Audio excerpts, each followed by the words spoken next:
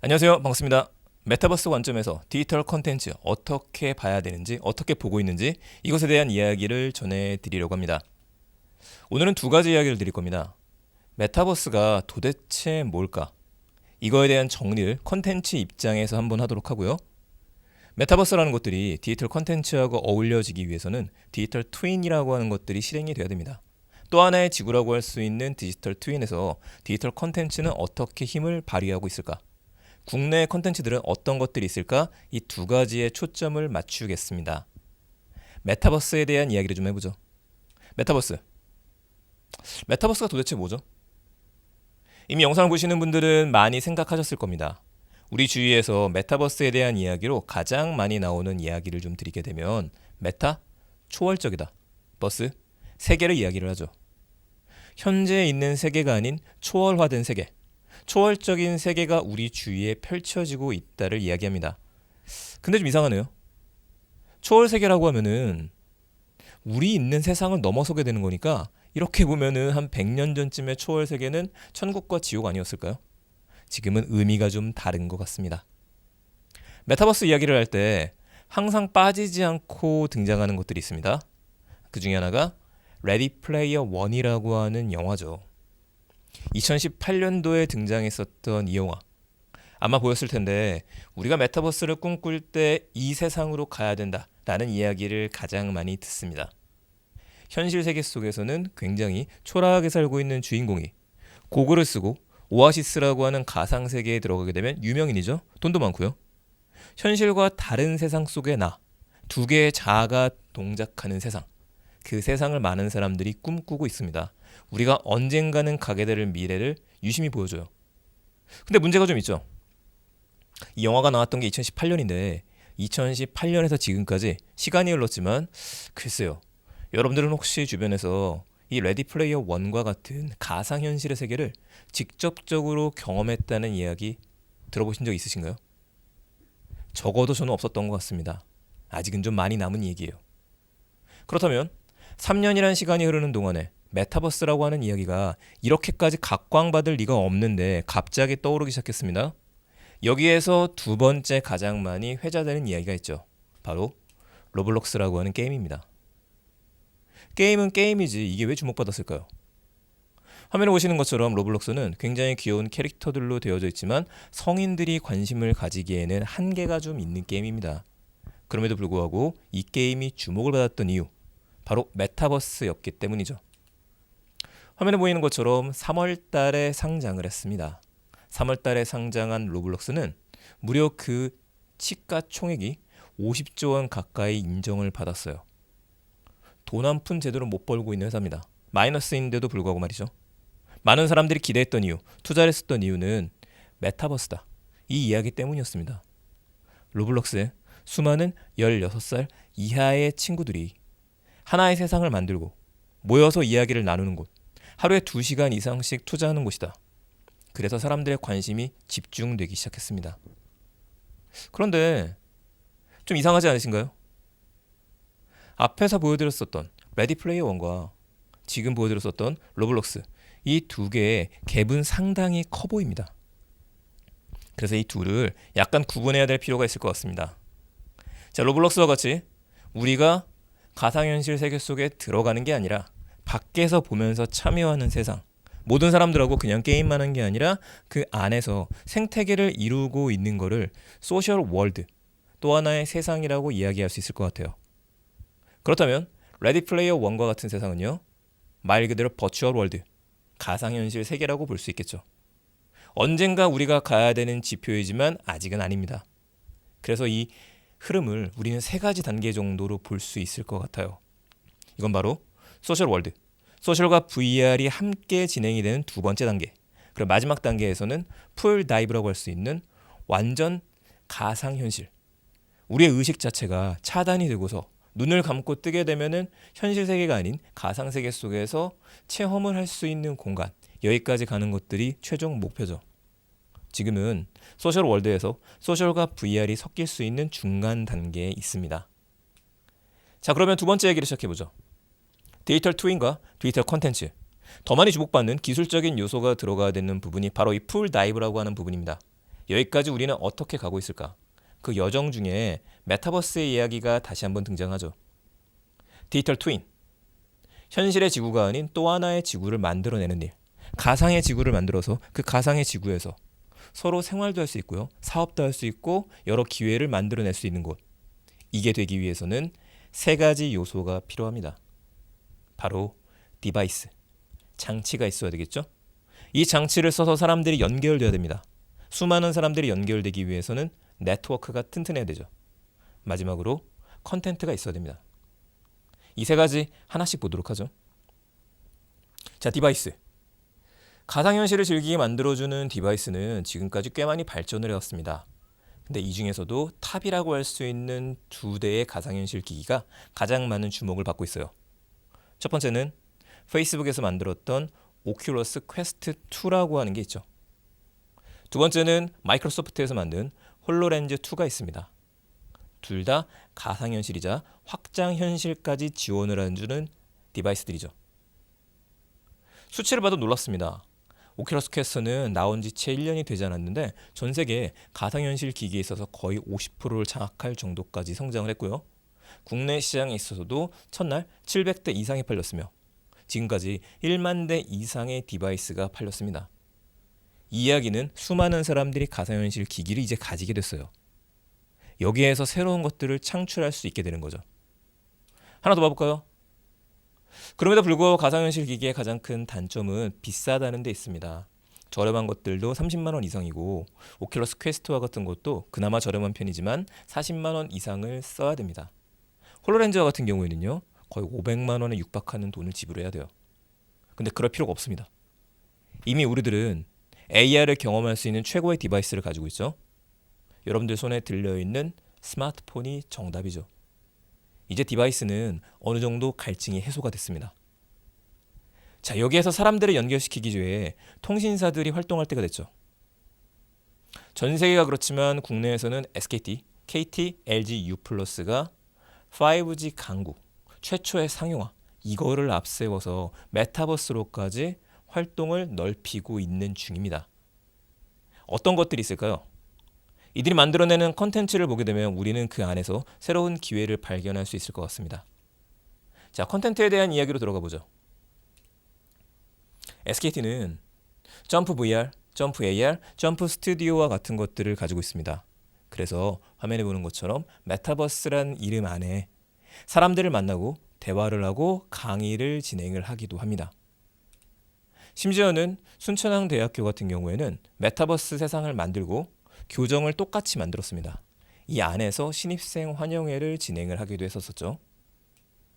점프 스튜디오에서는 셀럽 혹은 아티스트, 연예인들, 유명한 분들을 모시고 나서 그들의 동작을 그대로 모션 캡처를 하고 난 다음에 AR로 만듭니다. 이렇게 만들어진 AR은 언제든지 현실 세계로 불러서 자신들하고 팬들하고 사진을 찍고 같이 즐길 수 있도록 만들어놨죠. LG도 꽤 재밌는 시도를 하고 있습니다. 전 세계적으로 사이버, 그러니까 사이버 인플루언서들이 활동을 많이 하고 있습니다. LG는 김래아라고 하는 사이버 인플루언서를 가지고 있죠. 하나의 세계관도 가지고 있습니다. 아티스트를 꿈꾸는 이 친구 같은 경우에는 인스타그램 활동을 활발히 하고 있기도 하고요. 얼마 전에 열렸었던 CES 2021에서는 무대에 나와 LG의 새로운 가전제품들을 소개하는 중요한 역할을 맡기도 했었습니다. 언젠가 버추얼 리얼리티, 가상현실이 현실화되는 그 순간에 우리는 고글을 쓴 가상현실 속에서 김래아를 실제로 만날 수 있게 될지도 모르겠습니다. 카카오 VX는 집에 있는 사람들, 코로나로 인해서 힘든 사람들을 위해서 스마트 홈 투어 같은 것들을 만들었죠. 서로를 연결시키는 것들, 디지털 컨택트, 이거를 어떻게 할 것이냐. 대기업 위주가 아니라 국내에 있는 많은 기업들이 이 시장을 노리면서 새로운 디바이스와 새로운 프로그램들과 새로운 컨텐츠들을 만들어내고 있는 상황입니다. 그렇다면 방송은요? 방송에서도 활발하게 쓰이기 시작했죠.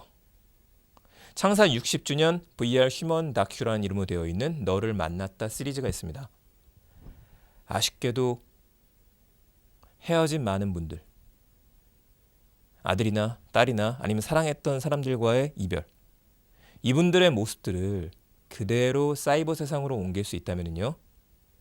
아직 어색한 건 어쩔 수 없을 겁니다. 그럼에도 불구하고 생전에 살아있던 모습과 행동을 그대로 하는 누군가를 만나게 된다면 또 하나의 기적을 만들 수 있지 않을까요? 메타버스가 만들어내는 현실에서 디지털 콘텐츠는 이렇게 사회 각 분야에서 쓰이고 있습니다. 업무에서는 어떨까요? 많은 사람들이 코로나로 인해서 재택근무와 리모트 워크를 강제적으로 경험을 했습니다. 이렇다 보니까 피로도도 끊임없이 올라갔죠. 줌을 통해서 화상회의 시스템을 통해서 얼굴을 보면서 대화를 나누는 거는 좋은데 불편한 게 좀 있습니다. 피로도가 높아지죠. 하루 종일 화면을 봐야 되니까요. 혼자 일하는 고립감을 해결해 주지도 못합니다. 그런데 바로 옆을 봤을 때 동료가 있다라고 한다면 이것에 대해 답을 내놓기 시작한 회사들이 생겼죠. 그중에 대표 주자가 스페이셜입니다. 스페이셜은 VR 기기를 쓰게 되면 눈앞에서 사람들을 만날 수 있고 그러지 않더라도 스마트폰을 통해서도 가상의 회의실에 들어갈 수 있죠. 이곳에서는 서로 자료를 주고받거나 서로 메모를 남기는 일도 가능합니다. 역시 발전이 좀 필요한 부분이긴 하지만 우리는 이런 방향으로 가고 있어요. 금융업계의 움직임도 놀랐습니다. 국내 금융업계, 국내 핀테크 시장은 전 세계에서 유례를 찾아보기 힘들 정도로 굉장히 빠르게 성장을 했습니다. 금융업이라고 하는 건 원래 무겁고 복잡하고 느리죠. 아이폰이 처음 등장했었을 때 굉장히 빠르게 은행 앱들이 등장하기 시작했었고 얼마 전에 있었던 코리아 핀테크 워크 같은 경우에는 수많은 은행들이 참여를 해서 자신들만의 공간을 전 세계에 내보였습니다. 특히 기업은행 같은 경우에는 가상의 지점을 VR로 구현을 했고요. 360도로 볼 수 있도록 만들었기 때문에 놀라움을 더하기도 했었죠. 이 모습 신선하지 않으신가요? 제페토라고 하는 게임이죠. 이 게임 안에서 DGB, 금융지주는 회의를 했습니다. 굉장히 무거운 근엄하신 분들이 모이는 자리였었는데 이분들이 메타버스의 세계를 경험하기 위해서 들어갔던 것들. 그렇다고 한다면 우리는 여기서 수많은 직업적인 가치도 생각해 볼 수 있습니다. 누군가의 모습을 디자인해주는 의상 디자이너가 될 수도 있겠죠. 혹은 이 안에서 건축을 한다면, 은행을 세운다라고 한다면, 건물을 지어야 된다면 가상현실 건축가의 역할도 기대해 볼 수 있을 겁니다. 이런 기대를 안고서 메타버스는 더 많이 성장하고 있습니다.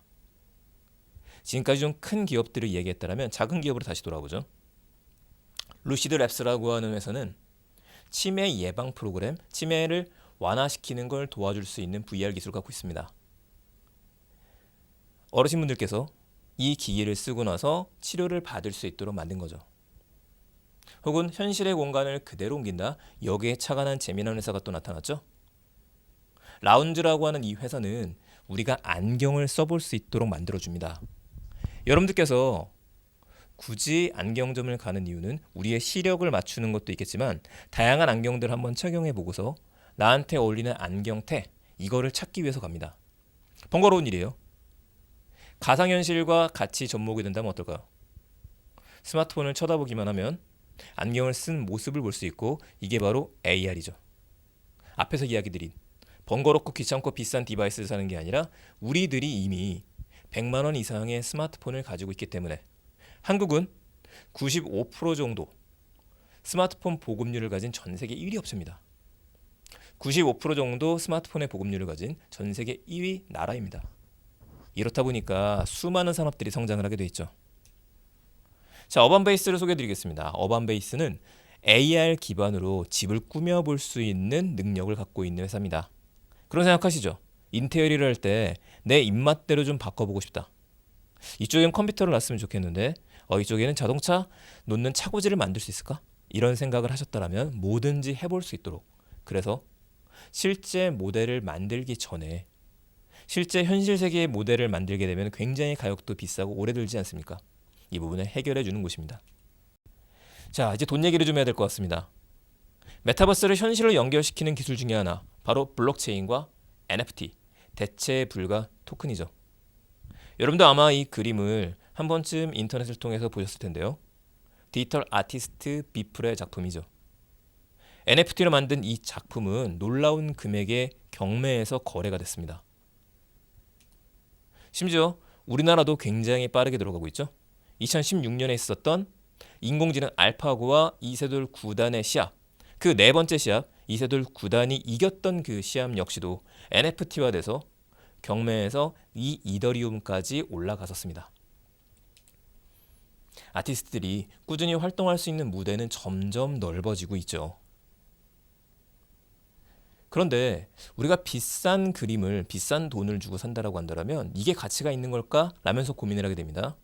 이 부분을 해결해 주는 것들, 비싼 작품을 혼자 사는 게 아니라 많은 사람들이 조금씩 나눠서 구매할 수 있다면 어떨까요? 이 부분을 해결해 주는 회사들도 생겨나기 시작했습니다. 대표적으로 테사 같은 경우에는 폰타나의 작품을 공유 소유권, 구분 소유권으로 만들어 놨습니다. 여러분들께서 1,000원 혹은 10,000원만 투자하시게 된다면 이 작품의 일정 소유권을 가질 수 있게 되는 거죠. 이걸 어떻게 증명할 수 있느냐? 블록체인 방식이고 NFT, 당신만이 소유라고 할 수 있는 그 인증을 찍어주게 되는 것들입니다. 자, 이런 분야에 소울옥션도 소울옥션 블루라는 이름으로 소투라는 티끌 모아 컬렉팅 시장까지 만들어냈습니다. 아시겠죠? 굉장히 빠르게 금융 분야에서도 현금과 관련된 분야에서도 우리가 알고 있었던 메타버스, 상상과 꿈과 희망의 나라로 생각했던 그것들이 현실화되는 것들을 우리는 만날 수 있습니다. 메타버스의 세 가지 요소 다시 한번 생각해보죠. 장치가 있어야 된다. 하지만 그 장치라고 하는 것들은 VR, 풀 다이브가 되는 데까지는 좀 오래 걸릴 겁니다. 그런데 이미 우리가 가지고 있는 스마트폰이라는 게 있기 때문에 이거를 바탕으로 다양한 사업들이 펼쳐져 나아가고 있다. 네트워크, 국내 통신 3사가 꾸준히 만들어가는 세상 중에 하나입니다. 물론 제대로 메타버스가 이루어지기 위해서는 그만큼의 서버가 튼튼해야 되기 때문에 클라우드 사업들도 여기에서 확장이 되어져 가고 있죠. 마지막으로 컨텐츠였습니다. 컨텐츠는 단순히 어떤 기계가 좋다, 어떤 디바이스를 써야 된다, 이게 아니죠. 우리가 살아가는 방식 그 모든 것들입니다. 우리의 라이프에 대한 것들, 우리의 워크에 대한 것들, 하지만 이게 지금 현실화가 되고 있는 것들은 금융과 결부되기 때문에 눈앞에 보이는 투자에 대한 것들, 금융에 대한 것들, 핀테크에 대한 것들, 이 모든 것들이 메타버스에서 디지털 컨텐츠를 바라보는 관점입니다. 메타버스는 멀리 있지 않습니다. 메타버스는 바로 지금이고요. 이미 시작된 미래이죠. 여기에서 새로운 기회, 새롭게 나아갈 수 있는 방향들을 찾으실 수 있을 겁니다.